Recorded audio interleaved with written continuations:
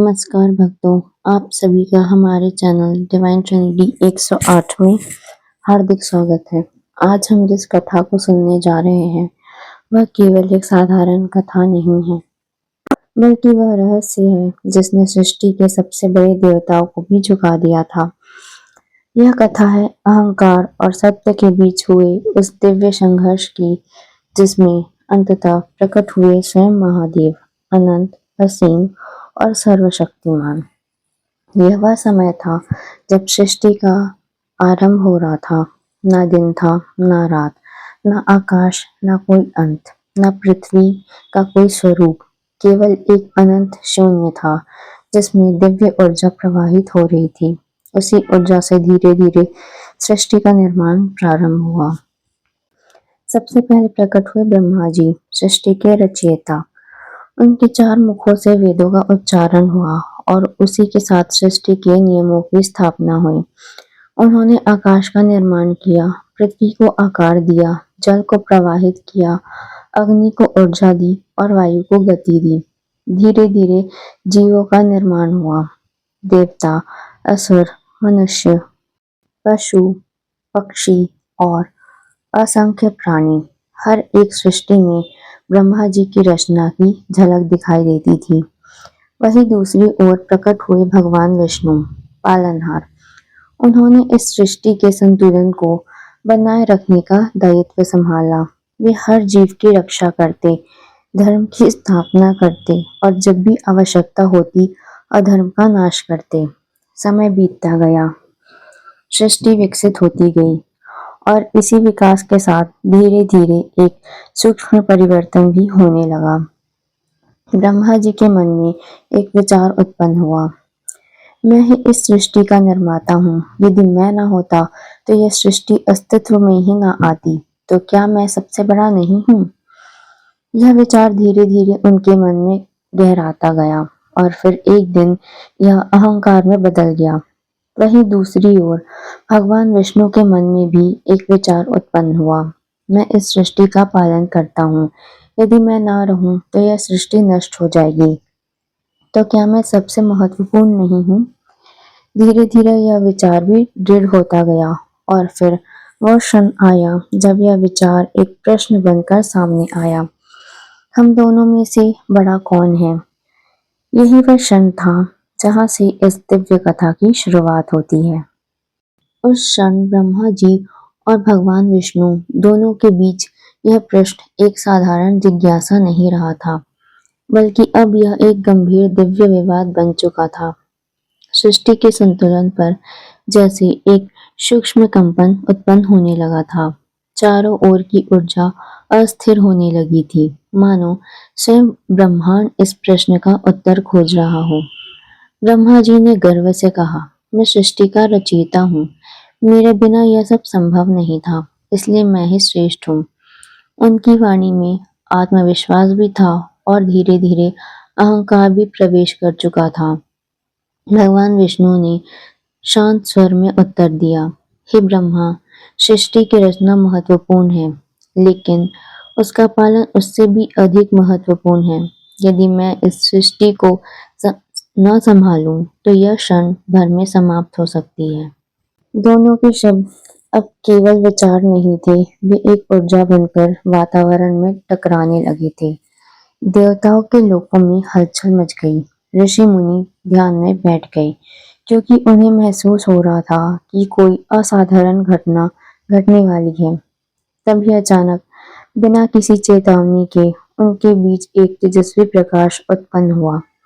वह प्रकाश इतना तीव्र था कि देवताओं ने अपनी दृष्टि झुका ली। उस प्रकाश में कोई आकार नहीं था, केवल ऊर्जा थी, केवल कंपन था, केवल अस्तित्व था। धीरे धीरे वह प्रकाश एक विशाल अग्नि स्तंभ में परिवर्तित होने लगा। वह स्तंभ इतना विशाल था कि उसकी ऊंचाई का कोई अनुमान नहीं था और उसकी गहराई का कोई अंत नहीं था। वह न केवल आकाश को भेद रहा था, बल्कि ऐसा प्रतीत हो रहा था कि वह स्वयं समय और स्थान से भी परे है। उस स्तंभ से निकलने वाली ज्वालाएं स्थिर थी, लेकिन उनमें अपार शक्ति थी। वे जलती नहीं थी, बल्कि चेतना को जागृत करती थी। उसका अस्तित्व ही यह संदेश दे रहा था कि यह कोई साधारण अग्नि नहीं बल्कि परम चेतना का स्वरूप है। ब्रह्मा और विष्णु दोनों उस अद्भुत दृश्य को देखकर स्तब्ध रह गए। उनके अहंकार क्षण भर के लिए थम गए और उसके स्थान पर आश्चर्य ने स्थान ले लिया। भगवान विष्णु ने कहा, यह कोई सामान्य शक्ति नहीं हो सकती, यह अवश्य ही कोई अनंत सत्य है।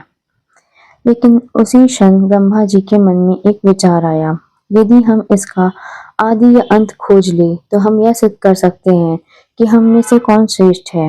यही वह क्षण था जहाँ अहंकार से पुनः जन्म लिया। दोनों ने निर्णय लिया कि इस स्तंभ की सीमा को खोजा जाएगा। जो इसका आदि या अंत खोज लेगा वही सर्वश्रेष्ठ माना जाएगा। भगवान विष्णु ने तुरंत अपना दिव्य स्वरूप बदल लिया। उन्होंने वाराह अवतार धारण किया, एक विशाल, शक्तिशाली और अत्यंत तेजस्वी रूप। उनके पैरों से पृथ्वी कांपने लगी और वे उस अग्नि स्तंभ के नीचे की ओर यात्रा करने लगी। वहीं दूसरी ओर ब्रह्मा जी ने हंस का रूप धारण किया और आकाश की ओर उड़ चले। उनके चारों ओर वेदों की ध्वनि गूंज रही थी और वे लगातार ऊपर की ओर बढ़ते जा रहे थे। दोनों दिशाओं में यात्रा प्रारंभ हो चुकी थी, एक नीचे की ओर, एक ऊपर की ओर, और बीच में वह अनंत अग्नि स्तंभ स्थिर खड़ा था, जैसे वह स्वयं समय का परीक्षण कर रहा हो। समय बीतने लगा, लेकिन यह साधारण समय नहीं था, यह युगों का प्रवाह था। देवताओं के लिए भी यह एक यात्रा अनंत प्रतीत हो रही थी। भगवान विष्णु गहराई में उतरते गए। उन्होंने अनेक लोगों को पार किया, अंधकार में स्थानों को देखा, ऊर्जा के विभिन्न स्तरों को अनुभव किया, लेकिन उस स्तंभ का कोई अंत नहीं मिला। हर स्तर पर वह स्तंभ और अधिक विशाल होता जा रहा था। कुछ समय बाद भगवान विष्णु को यह अनुभव होने लगा कि यह यात्रा केवल भौतिक नहीं है, बल्कि यह आत्मिक परीक्षा है। उन्होंने समझना शुरू किया कि शायद इसका अंत खोजना संभव ही नहीं है। उसी क्षण उनके भीतर विनम्रता उत्पन्न हुई। उन्होंने अपनी खोज को रोक दिया। उन्होंने स्वीकार किया कि यह शक्ति उनके ज्ञान और शक्ति से परे है। उन्होंने हाथ जोड़कर उस अनंत शक्ति को प्रणाम किया और वापस लौटने का निर्णय लिया। भगवान विष्णु जब अपनी खोज रोककर वापस लौटे, तो दूसरी ओर ब्रह्मा जी भी अभी भी ऊपर की ओर निरंतर उड़ते जा रहे थे। उनका हंस रूप अनंत आकाश को पार करता जा रहा था।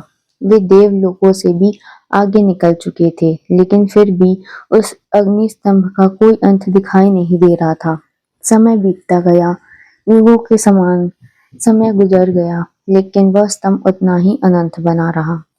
अब ब्रह्मा जी भी थकने लगे थे, लेकिन उनके मन में जो विचार था वह अभी भी शांत नहीं हुआ था। उनके भीतर यह इच्छा और प्रबल हो गई थी कि वे किसी भी प्रकार से स्वयं को श्रेष्ठ सिद्ध करें। तभी अचानक उन्हें एक अद्भुत दृश्य दिखाई दिया। एक केतकी पुष्प धीरे धीरे उस अग्नि स्तंभ से नीचे की ओर गिर रहा था। वह पुष्प अत्यंत दिव्य और तेजस्वी था, मानो वह स्वयं उस ऊर्जा का साक्षी हो। ब्रह्मा जी ने उस पुष्प से पूछा, हे दिव्य पुष्प, क्या तुम इस स्तंभ के शिखर से आ रहे हो? केतकी पुष्प ने उत्तर दिया, हाँ, मैं इस स्तंभ के ऊपरी भाग से ही आ रहा हूँ। यह सुनकर ब्रह्मा जी के मन में एक विचार उत्पन्न हुआ। उन्होंने सोचा कि यदि वे इस पुष्प को साक्षी बना ले, तो वे भगवान विष्णु के सामने यह सिद्ध कर सकते हैं कि उन्होंने इस स्तंभ का अंत देख लिया है। यहीं पर एक बड़ा परिवर्तन हुआ। सत्य के स्थान पर छल ने जन्म लिया। जब दोनों देवता वापस उस स्थान पर आए जहां से उन्होंने यात्रा प्रारंभ की थी, तो वातावरण शांत था। अग्नि स्तंभ अभी भी वहां खड़ा था, मौन और अनंत। भगवान विष्णु ने विनम्रता से कहा, मैंने इस स्तंभ का कोई अंत नहीं पाया, यह शक्ति मेरे समझ से परे है। उनकी वाणी में विनम्रता और सत्य दोनों थे। उन्होंने अपनी सीमा स्वीकार कर ली थी, लेकिन तभी ब्रह्मा जी ने कहा, मैंने इस स्तंभ का शिखर देख लिया है और उन्होंने केतकी पुष्प को साक्षी के रूप में प्रस्तुत कर दिया। केतकी पुष्प ने भी उनके कथन की पुष्टि कर दी। उस क्षण वातावरण में एक अजीब मौन छा गया। हवा थम सी गई, समय जैसे रुक गया हो। देवता भी इस घटना को देख रहे थे, लेकिन कुछ कह नहीं पा रहे थे। और तभी वह हुआ जिसकी किसी ने कल्पना नहीं की थी। वह अनंत अग्निस्तंभ अचानक तेज प्रकाश से कांपने लगा। उसकी ज्वालाएं और अधिक प्रचंड हो उठी। ऐसा लग रहा था जैसे पूरा ब्रह्मांड एक ही क्षण में जाग उठा हो।